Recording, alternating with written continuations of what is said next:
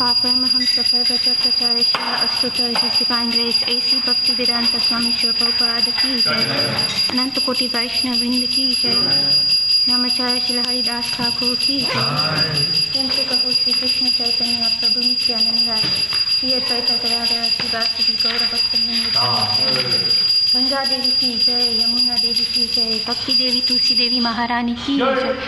All glories to the single devotees, Hare Krishna. All glories to the single devotees, Hare. All glories to the single devotees, Hare Krishna. All glories to the lotus feet of Sri Guru and Sri Gauranga. All glories to Srila Prabhupada. Pancha kalpatarubhyascha kripa sindhubhyavacha patitanam pavanebhyo vaishnavebhyo namo namaha.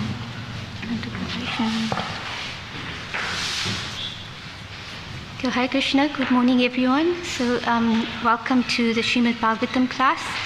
So every day we have different speakers that speak on the scriptures. So we just repeat what Srila Prabhupada and his followers have given us, the teachings of the Lord. So today we are reading from Srimad Bhagavatam, Canto 3, Chapter 6, entitled Creation of the Universal Form, and we're reading from text 9. Om Namo Bhagavate Vasudevaya. Om Namo Bhagavate Vasudevaya. Om Namo Bhagavate Vasudevaya. So the verse is on the board. Sadhyatmaha Sadidevascha Sadibhuta iti trida Virat prano dasha vida Ekada hridayena cha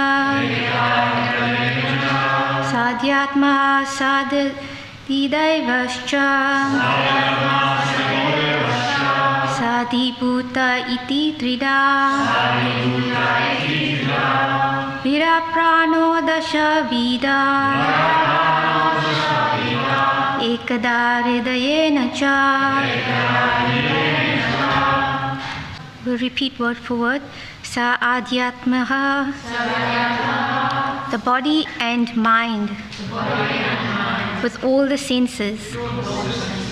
Sa adidevaha, and the controlling demigods of the senses. Cha, and Sa adibhutaha, the present objectives. Iti, thus. Trida, three. Virat, gigantic. Pranaha, moving force. Dasha, vidaha, 10 kinds. Ekada, one only. Hridayena, living energy. Ja, also. Translation. The gigantic universal form is represented by 3, 10, and 1, in the sense that he is the body and the mind and the senses. He is the dynamic force for all movements by 10 kinds of life energy, and he is the one heart where life energy is generated. Please repeat. The gigantic universal form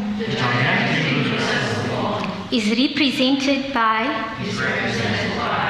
3, 10, and 1, in the sense that he is the body and the mind and the senses. He is the dynamic force for all movements by 10 kinds of life energy, and he is the one heart where life energy is generated. Purport by Srila Prabhupada. It's a very long purport. So in Bhagavad Gita 7:4-5, it is stated that the 8 elements, earth, water, fire, air, sky, mind, intelligence, and false ego, are all products of the Lord's inferior energy, whereas the living entities who are seen to utilize the inferior energy originally belonged to the superior energy, the internal potency of the Lord. The 8 inferior energies work grossly and subtly, whereas the superior energy works as the central generating force. This is experienced in the human body. The gross elements, namely earth and so forth, form the external gross body and are like a coat, whereas the subtle mind and false ego act like the inner clothing of the body. The movements of the body are first generated from the heart, and all the activities of the body are made possible by the senses, powered by the 10 kinds of air within the body. The 10 kinds of air are described as follows. The main air passing through the nose in breathing is called prana. The air which passes through the rectum as evacuated bodily air is called apana. The air which adjusts the food stuff within the stomach and which sometimes sounds as belching is called samana. The air which passes through the throat and the stoppage of which constitutes suffocation is called the udana air. And the total air which circulates throughout the entire body is called the vyana air. Subtler than these 5 airs, there are others also. That which facilitates the opening of the eyes, mouth, and so forth is called naga air. The air which increases appetite is called krikara air. The air which helps contraction is called kurma air. The air which helps relaxation by opening the mouth in yawning is called devadatta air. And the air which helps sustenance is called dhananjaya air. All these airs are generated from the center of the heart, which is one only. This central energy is superior energy of the Lord, who is seated within the heart with the soul of the body, who acts under the guidance of the Lord. This is explained in Bhagavad Gita 15:15 as follows. Sarvasya chaham hridi sanivishto matta smiting danam apohanam cha vedaischa sarve ahameva vedyo vedanta krid vedavid eva chaham. The complete central force is generated from the heart by the Lord, who is seated there and who helps the conditioned soul in remembering and forgetting. The conditioned state is due to the soul's forgetfulness of his relationship of subordination to the Lord. One who wants to continue to forget the Lord is helped by the Lord to forget him birth after birth. But one who remembers him by dint of association with the devotee of the Lord is helped to remember him more and more. Thus the conditioned soul can ultimately go back home, back to Godhead. This process of transcendental help by the Lord is described in Bhagavad Gita 10:10 as follows. Desham satata yuktanam bhajatam pritipurvakam dadami buddhi yogam tam yena mam upayanti te. The buddhi yoga process of self-realization with intelligence transcendental to the mind, devotional service, can alone elevate one from the conditioned state of material entanglement in the cosmic construction. The conditioned state of the living entity is like that of a person who is within the depths of a huge mechanical arrangement. The mental speculators can reach the point of buddhi yoga after many, many lifetimes of speculation.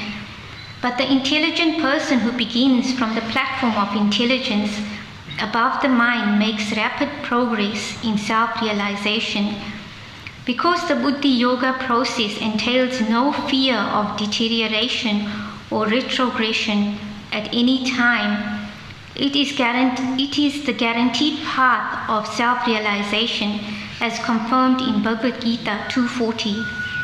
The mental speculators cannot understand that the 2 birds, Shvetashvatara Upanishad, that's the reference, sitting in one tree are the soul and the super soul. The individual soul eats the fruit of the tree while the other bird does not eat the fruit, but only observes the activities of the eating bird. Without attachment, the witnessing bird helps the fruit-eating bird perform fruitful activities. One who cannot understand this difference between the soul and the supersoul or God and the living entities is certainly still in the entanglement of the cosmic machinery, and thus must still await the time when he will be free from bondage. Srila Prabhupada ki jai. Namo Om Vishnu Pada Krishna Pashtaya Bhutale Srimati Bhai Krishna Goswami Dharamani. Namo Om Vishnu Pada Krishna Pashtaya Bhutale Srimati Bhakti Vedanta Swami Dharamani. Namaste Saraswati Devi Gopinani. So I ask the blessings of all the assembled devotees that I can speak something that is beneficial to all of us and that can penetrate our hearts so we can apply this knowledge and make progress on this spiritual path. So this is a very long purport, and Prabhupada has mentioned many points. The chapter is entitled Creation of the Universal Form, and he's mentioned there that the gigantic form is represented by 3, 10 and 1. So before we go on to that, we'll just mention about the foundation or the basic principles of understanding of devotional service and who we are, who is God, and what is our relationship with Him. So before we can understand the 3, 10 and 1, we need to understand that we are a spirit soul. So the soul, Prabhupada mentioned in the Bhagavad Gita, is situated within the heart, and the energy of the soul is pervading the whole body. And also within the soul, the seat of the heart, there is the super soul. So the super soul is the Krishna. He comes as Paramatma, and he's so kind that he accompanies every living entity, whether we're in the form of a human, an animal, a plant form, an insect, whatever form we have, the Lord is accompanying us. And Prabhupada mentions in the purport that it's like a tree. For example, there's a green tree, and on that green tree there's 2 parrots, green parrots. And one is eating and one is observing. So that eating bird is representing us, the individual soul, and the observing, the witnessing bird is represented by the Paramatma, the super soul, or the Lord within the heart. So Prabhupada mentions there the verse that the Lord is seated in everyone's heart. In the Bhagavad Gita 15:15, it says that I am seated in everyone's heart, and from me come remembrance, knowledge, and forgetfulness. By all the Vedas I am to be known. Indeed, I am the compiler of Vedanta, and I am the knower of the Vedas. So the individual soul, why are we in this material world? So we are experiencing this world, this earth planet. But when we read the Bhagavad Gita, we understand that we are a very tiny planet or universe compared to the vast universes that are created by the Lord. And so our experience is very limited even within this world. I remember when I was younger, we would read the National Geographic magazines, and they would come. I found it very interesting that they would go dive deep into the ocean, and they would find these sea creatures that we would never even know of, like this one which has a fish that has a lantern, and so many things. And Prabhupada mentions in the Bhagavatam there's a fish that is so gigantic that lives deep within the ocean that we don't even know about, but through the scriptures we hear that it's bigger than the whale. It can swallow a whole whale, and it's called the Timingila fish. So there's so many inconceivable things within this world. So the basic thing that we need to understand, that we are the soul, and we're covered by the subtle body. So we have this gross body which is made of earth, water, fire, and all these elements. And we have a subtle body which is made up of the mind, intelligence, and false ego. And sometimes people think that that is a spiritual body, but it's not a spiritual body. It's a subtle body, but it's not it's not spiritual. So when we die, when we leave this gross material body, it's not that we die, because the soul is eternal. So Prabhupada mentioned in this purport that one who understands himself and one who understands God, then he is on the direct path to back home, back to Godhead. So what is the similarities and the difference between the spirit soul, us, the individual soul, whether we in a human body, female body, a plant body, insect body? So what is that is same as the Lord? And that is Sat, Chit and Ananda. Sat means the eternal potency. So why is it that every living entity, we have a desire to survive? Even we see a little insect, it's squirming and it's struggling to survive, because that insect also is a soul that has that eternality principle, that we are all eternal, we will never die, we were always existing. And then we have the Chit potency, which is knowledge. We have this knowledge and understanding that we are an eternal servant of the Lord, but we are covered up by so many layers, so many lives we have taken in this material world. Prabhupada mentions that there are 8,400,000 species of life, and of the human species, there's 400,000 different types of human species. So we may say like there's mixed marriages, and from there's a different type of human being. But there's also different like subhumans that, like for example, the cannibals, and we have other human beings that are of a higher consciousness, like the demigods, and like the Gandharvas, which are like angels. So there's so many living entities within this world that we can't perceive of, because we have this gross body. So when we transmigrate, the soul transmigrates from one body to another in this cycle. Prabhupada mentions in Bhagavad Gita, it's like a Ferris wheel. You're going up and down. If you do good activities, pious activities, you go on the higher realm. And the heavenly realm is not our goal, because the heavenly realm also has birth, death, disease and old age. So even if you live, for example, the Queen, no longer she's living, but just say the Queen in England, she has so much material opulence and facility, and people can prolong their life because they have pious credit. But eventually, every living entity that is encased within the material body has to eventually die. Just like there's a stick insect, and that lifespan of a stick insect is just a few hours. And we see even people have pets, and the lifespan of a dog or cat is shorter than a human being. So roughly in general, human beings live for 100 years. But we read in Bhagavad Gita that demigods live for longer, and in just like Lord Brahma, he lives for millions and billions of years. So that is inconceivable to us. But just going by the example in the material world, like how an insect's lifespan is shorter than the human being, we can understand that there are other life forms within the world that live longer, that have different capacities. And that's because they did pious activities. Just like a bank account, you have a lot of money, but you keep withdrawing, using up that money, and you don't put in more money, then you're going to have to fall down and you become homeless or something like that. So that is the law of karma. When one does good activities, one gets elevated. When one does bad activities, they get degraded to a lower life form. But is that what we want?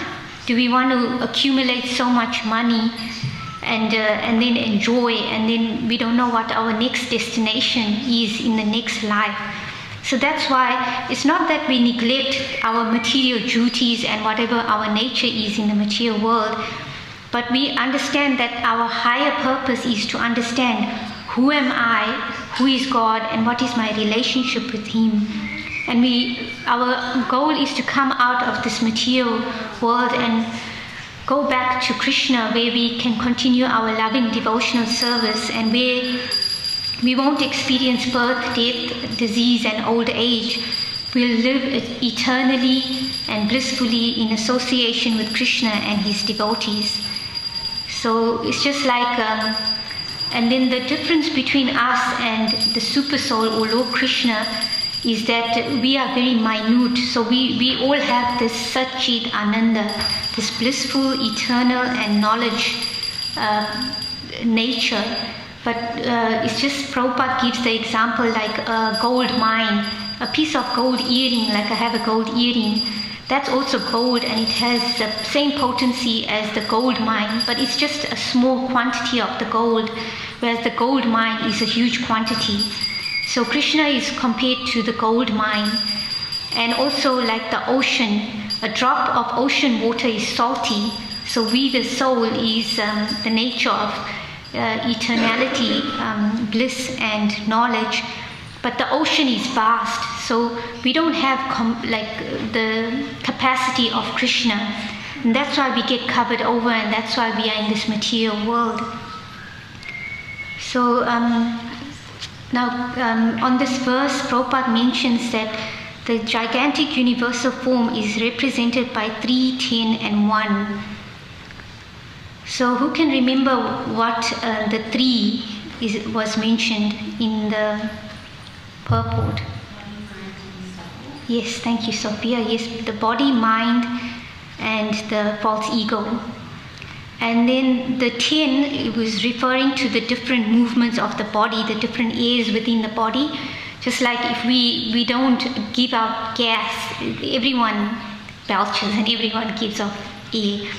But if we don't have those within our body, we'll become unhealthy. So there's the air which helps us digest, and then there's all the subtle airs like to open and close the eyes. So and then there's the heart, the one heart, which is referring to the one heart, and all energy emanates from the heart. So Prabhupada talks about in Bhagavad Gita that if we don't have the generating force, the soul within, which is residing within the heart, and then, like for example, if a person dies and their soul has left the body, so if that soul is not within the body, it can't generate any activity. So we understand that the sign of living is consciousness, the soul within the heart, and that generates the activities within the body. But superior to that soul is the Paramatma, the super soul, which generates, it says there, that he is the one heart where life energy is generated, because he gives us remembrance and forgetfulness. If we want to forget Krishna, it's like a mother who has children and they grow up and they want to go their own way. And in these days, there's different parents, some are not so good in that, but just speaking ideally, there's good parents who love their children and wish them well and have given them good knowledge. And that child wants to enjoy separately and wants to go off and do all nonsense. Then that parent who loves the child is not going to force the child at gunpoint. I know what is good for you. You need to stay clean. Don't take drugs. Don't take alcohol. Get a good education according to your nature. Whether you go and do an apprentice work or go to university, whatever it is. They're the well-wishers, but if the child wants to go off, then the loving parent is not going to force the child to do what they want, because they love that child. They know that, okay, if they do follow the right path, they'll be happy. But I love them so much, I can't force them, so let them go on their journey. But I'll always keep an eye out for them. I'll always be here for them.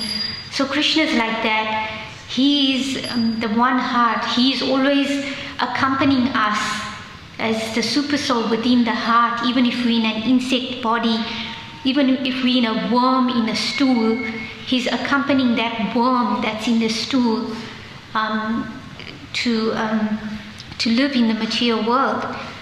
So the difference also in the human form of life and the animal form of life is that we have this consciousness, this questioning propensity of not questioning just the basic necessities of life, like eating, where can I get my food, sleeping, mating, and defending. Even the animals and all living entities have that propensity.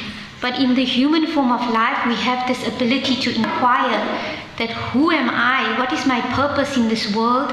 What am I going to do? I've seen my father or my grandfather and their father, they have all died. Where have they gone? You know, what is my destination? And who is that supreme? Who is God? And where am I going to go? So that is our good fortune, that we have come through this cycle, 8,400,000 species of life forms, and we have been given this rare human birth, this opportunity to try to get out of this cycle of birth and death, and where we can go back to the spiritual world. So it's Prabhupada mentions in Bhagavad Gita that this material world is a reflection of the spiritual world, just like a banyan tree. When you look at the tree in the reflection of the water, the roots appear to be up and the branches appear to be on the bottom. So the material world is a perverted reflection of the spiritual world. So it's not that the spiritual world is something that's like a puff of air, there's no activity, there's no form. There is form, but it's a spiritual form, just like the paintings are not here, but we have paintings. If you look in the Bhagavatam, you look in the scriptures, there's paintings and depictions of what it is like in the spiritual world. So it appears almost like it's in the material world, but it's pure, it's uncontaminated. We have a form, we have different life forms, but we don't get old and we don't get this disease and we don't suffer like in the material world, even though there may be some form of suffering like separation from Krishna, separation from the devotees if they have, like we experience here in the material world. Also we experience some degree of that spiritual experience. And Prabhupada mentions that we have some idea of what pure love is in the spiritual world. And the example he gives is that of a mother, a loving mother who loves her child. She loves that child unconditionally. Whether the child, like it says there that Prabhupada says the child is kicking the mother in the belly, or she has to change the diaper of the child, she's not disgusted by it. It says there in Bhagavatam that for the mother it smells like perfume. It actually says that in Bhagavatam. So the mothers who are here can experience that you love your child unconditionally. So that tiny, minute experience, that is what is spiritual love like. It's inconceivable, it's unconditional. Just like every morning we say this prayer, Shikshashika prayers, that Lord Chaitanya says the last verse, that whether you handle me roughly by your embrace or make me broken-hearted, you shall always remain my Lord unconditionally. So that pure love we are aiming for. Like we went to Mahatma Prabhu's self-care workshop, and he was talking about that, like it's not that we want to also be abused, because in the material world when we give unconditional love, sometimes we are abused and things like that. But why is Lord Chaitanya giving us this verse? Is it that he wants us to be like a doormat?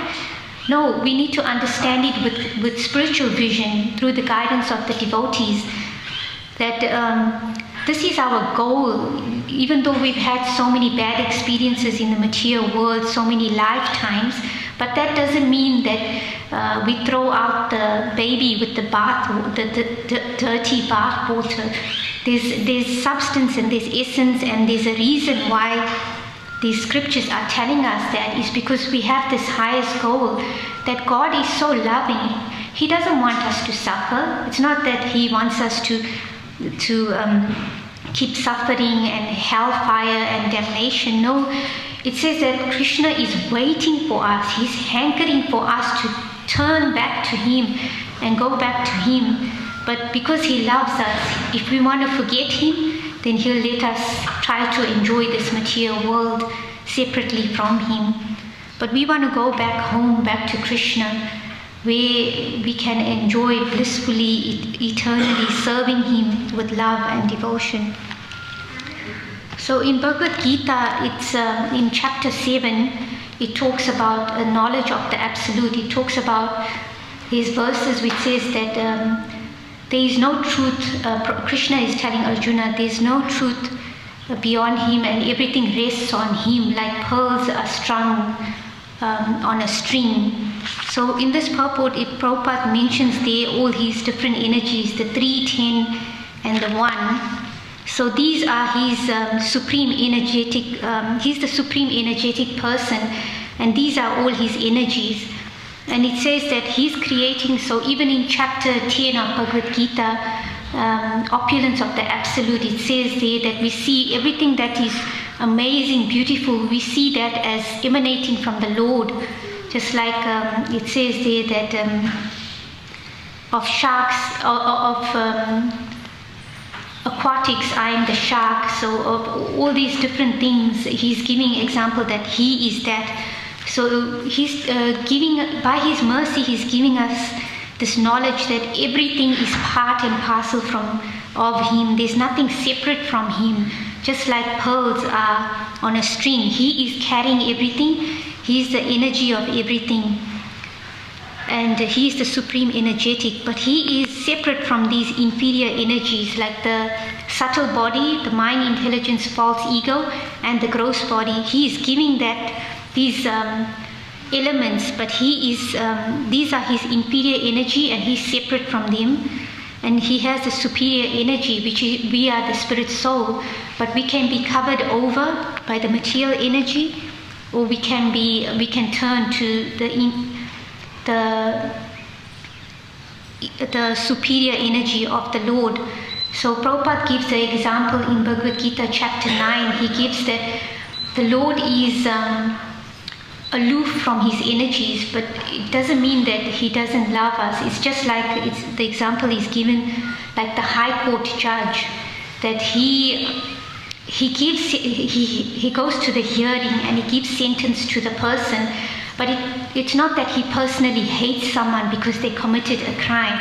Then the material energy takes its course, and whatever is due to that person, so he's giving that verdict, that guilty or not guilty, but he's not responsible for the activities of that individual who committed the crime.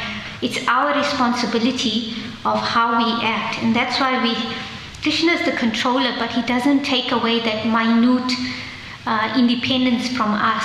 Just like the loving mother, she doesn't force the child. She teaches the child, she gives the child the best she can, but she also gives that independence for that child to choose their own path.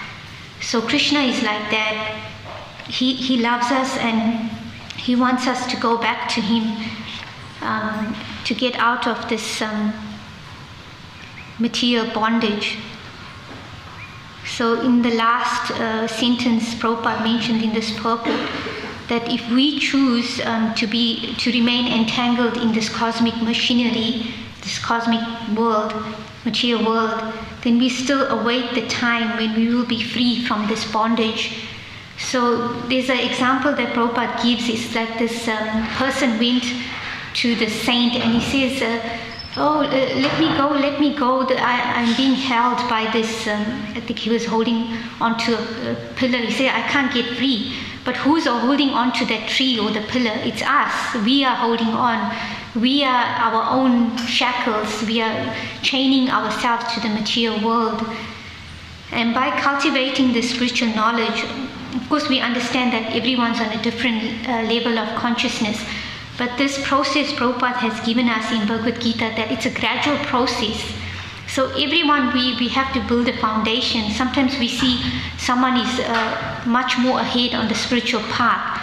So we look at them for inspiration, but we don't try to jump over where we are at. We gradually progress.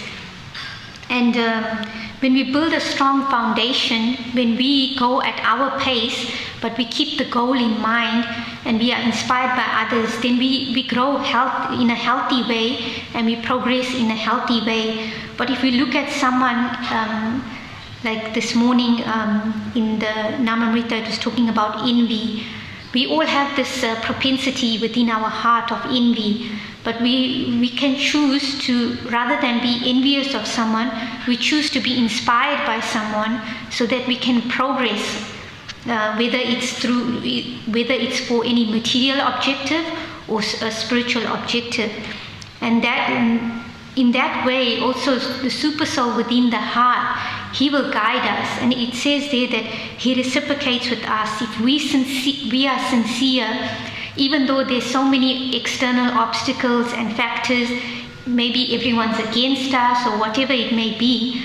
I've experienced it that I grew up in Zimbabwe and I was from a working class family, and there was no way to get out of that country, and there was political turmoil and it wasn't so safe. But somehow or other, Krishna's mercy, I was working at this job, and my boss, I was working at a travel agency, and she gave me the ticket to get out of the country, and then I went to New Zealand. So someone, who has so many obstacles or may perceive of so many obstacles on the path, we just turn to Krishna and he will help us.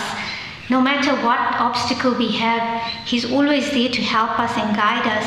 As long as we do the right thing, we follow. There's these universal principles also of being kind and doing the right thing, not stealing, not hurting anyone. So when we follow the right path, Krishna will gradually, through doing pious activities, and will lead us to God-centered persons, to the devotees, where we can get out of this entanglement of the material world. Because our goal is not just to do good things, because then we get pious credits and then we keep coming back and enjoying those pious credits, living an opulent life, having a beautiful body and things like that. But that's not our goal. Our goal is to get out of this material world, get out of the heavenly plan. Our goal is not even heaven. Our goal is beyond heaven, the spiritual world of eternity, knowledge and bliss, where we can eternally serve Krishna with love and devotion and serve with his devotees. So I'll end there if anyone has any questions or comments or corrections. Pete Prabhu. Thanks, Vaishnavi Ranjit. That was really great class. The second question is around the subtle body. Is that what transfers or transmigrates between souls? And then I have another question as well with animals. Is that the distinguishing feature between animals and humans? Is they lack, or the subtle body is dormant in animals, so that we have the ability then to self-realize and to start asking the questions? Is that what the purpose of the subtle body is for? The subtle body, every living entity, the soul, has a gross body and a subtle body. So yes, you're right, the subtle body is the one that carries us on to the next body. So all the impressions, the samskaras, the impressions we've had from previous lives carries us on to the next life. So even animals, insects, any living entity within the material world has a subtle body as well, and that carries us forward. Just like in this life, Bhanu Swami, when he came during COVID, he gave these seminars. He said that some people have these scars on their body, like a burn mark, and then some people remember their previous lives and they remember very clearly that they were shot in a certain place and they have a scar there. So sometimes that subtle impression carries forth in the gross body as well. So that those impressions are so strong, and that's why in this lifetime some people are so afraid of spiders, or they're so afraid of water, because in some previous lifetime maybe they drowned or something, some connection. But the difference between the animal and the human form of life is that even though they have the gross subtle body and the spirit soul, is that they don't have that higher consciousness to inquire that who am I, who is God. They just, even though they have love, we see all animals have love, they protect their animals, but that's just a basic instinct of protecting, of procreating and things like that. Yeah. Anyone else? has any questions, comments. Okay. Yes, maybe I've got another little one. Yes. I think you just mentioned about us having the ability to inquire. Yep. What gives us that ability? Like, what does Krishna do there for us to give us that ability to self-inquire? It's just a higher grade of consciousness. It's Prabhupada mentions there that there are 8,400,000 species of life, and they are graded according to consciousness. So there's the fish, and then the tree form of life. So their consciousness is much lower. So when we're chopping a tree down, their consciousness is more dumbed down. Just like if we see in the material world, someone, just say for example, is living a homeless life and they're intoxicated and taking drugs and that, their consciousness is on a lower grade. So they are on the, like we have 400,000 species of human forms, but even then they have different gradations. So the human form of life awards one a higher perception, ability to inquire. So that's why we are so fortunate that we've evolved so many species of life, and finally we've come to this human form of life. It's like a diamond. I think it was Bhaktisiddhanta Saraswati Thakur who gives the example. If you have a diamond and someone who's not having that knowledge, maybe in the village, and they found a diamond and they crack nuts with that diamond, and someone who knows the value of the diamond will utilize it in the proper way. So that's why we are so fortunate by Prabhupada's mercy that we have been given this knowledge, that even someone who's born in an Indian body, who's supposed to know, this knowledge is, by Prabhupada's mercy, he has gone all over the world to give this knowledge to us. There's so many ISKCON temples and centers around the world. He's given this treasure that is so accessible for us. It's almost like we may take it for granted, but we have this rare diamond, this rare, this process, coming for Mangal Aarti, associating with devotees, doing devotional service, eating food that's offered to the Lord Prasadam. We have so much that it's so accessible that sometimes we might even miss the point of what precious gifts we have because of Prabhupada's mercy. So Shri Prabhupada ki jai, Ananta Koti Vaishnava Vrinda ki jai.